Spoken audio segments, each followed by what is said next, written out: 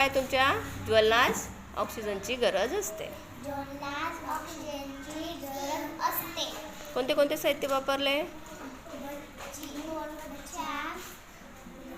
मेणबत्ती, पाणी आणि ग्लास. ओके, चला करून दाखवा.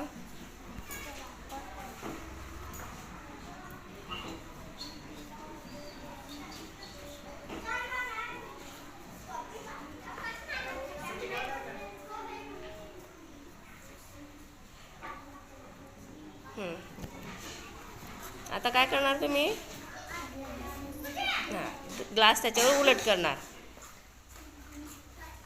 इकडची मेणबत्ती जळते आणि ही हळूहळू बंद झाली. का झाली?